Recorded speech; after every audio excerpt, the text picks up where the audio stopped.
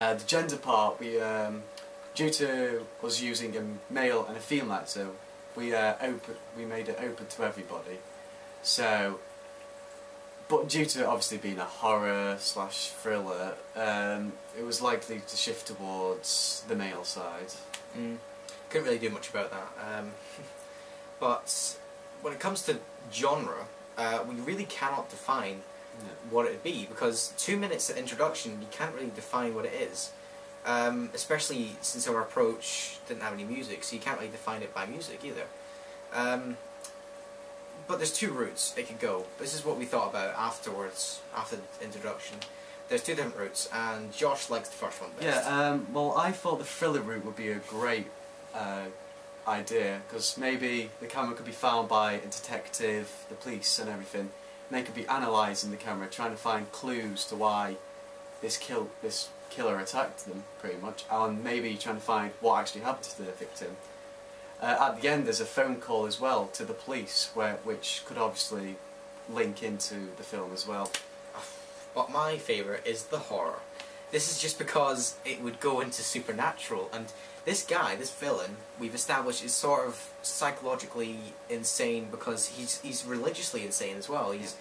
He wrote little notes with Bible quotes on it and things like that, and I thought especially you could go into the supernatural as well, because maybe this guy's not so bad, maybe he's insane, maybe he's actually sane.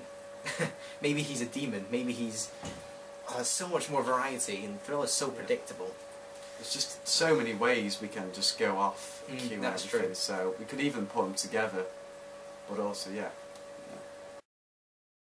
Question number 5. How do you attract your target audience? We really wanted to attract our target audience with something new, something fresh, because this is what our target audience would really attracted to. But we still needed something to keep them comfortable, something that would actually make them go see the film, something to relate to.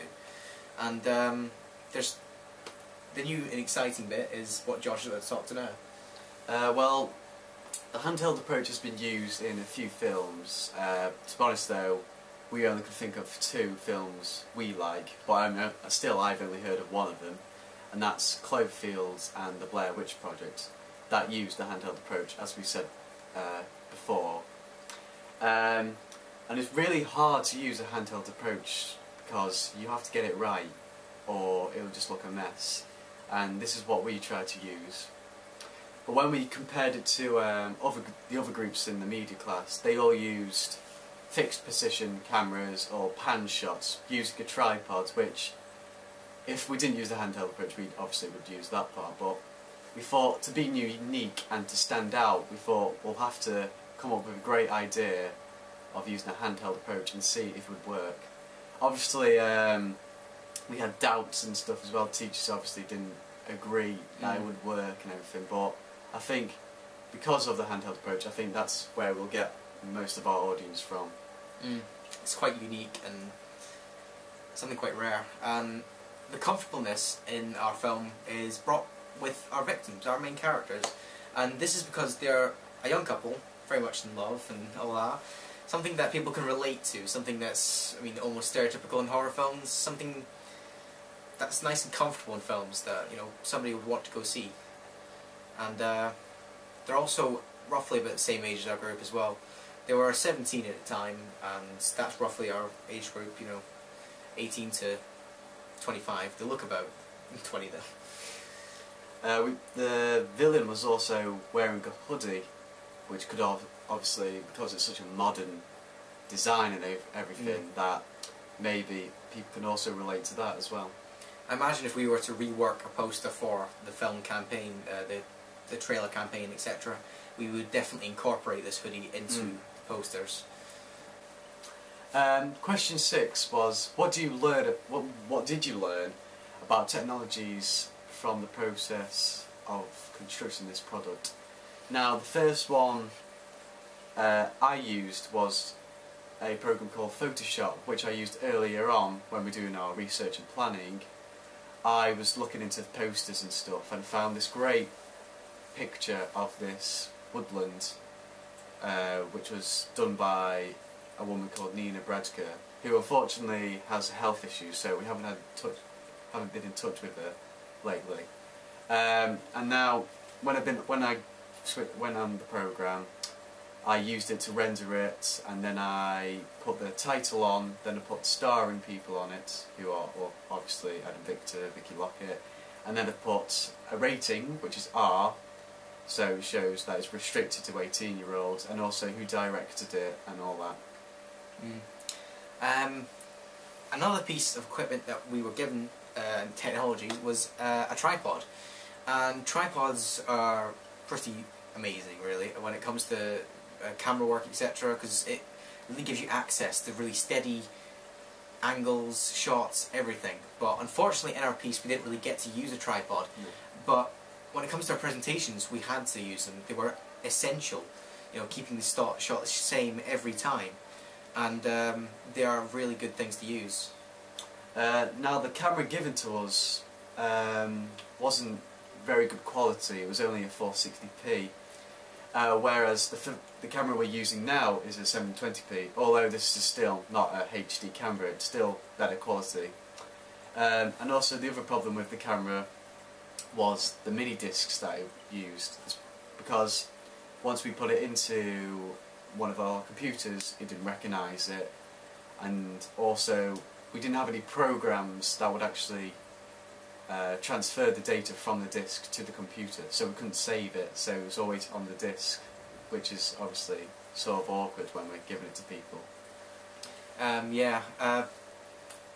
That caused a big issue, and when it comes to software, that's really my field especially. I've been editing for a few years now, and I got really comfortable with a software called Sony Vegas, and this is a brilliant software. It's actually a software used by everyone, really. It's not industry standard, but it's just the one below.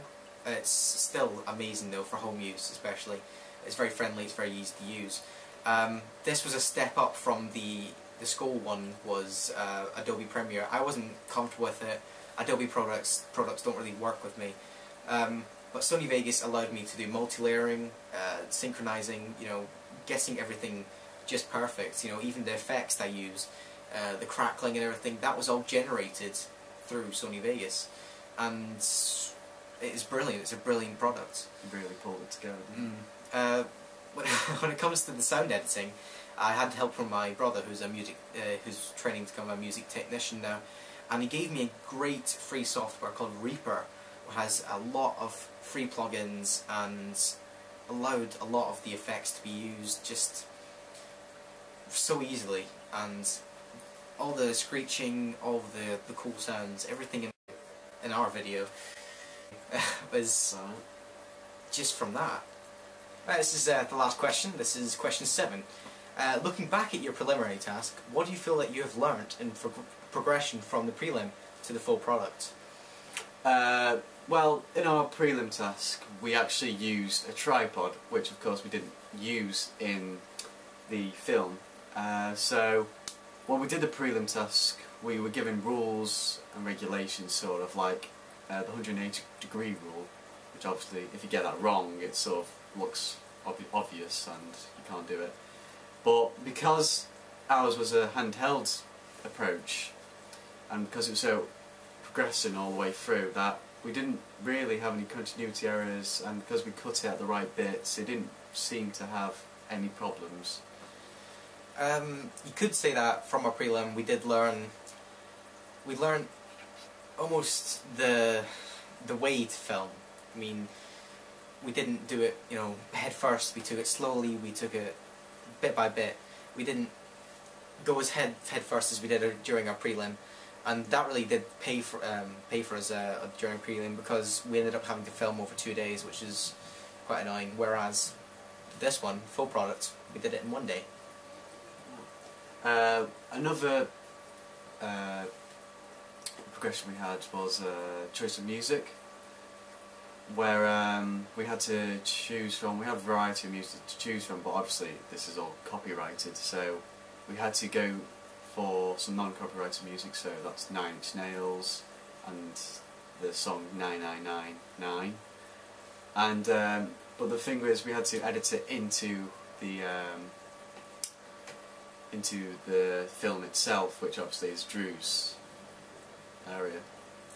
Another thing, which was quite a large part of our media course, was actually the blog, and that was really unnatural for me because I'm used to doing maybe a vlog or something along those lines, something still out of my element, you know, and we've really progressed and it's really come together. I've noticed a great improvement from our first entry to our last. I mean, it seems so natural and so, you know, so brilliant, you know. One of the most important things when we're looking back on everything is obviously the feedback which we get every time we show the different cuts of the film. We've done, how many cuts have we done?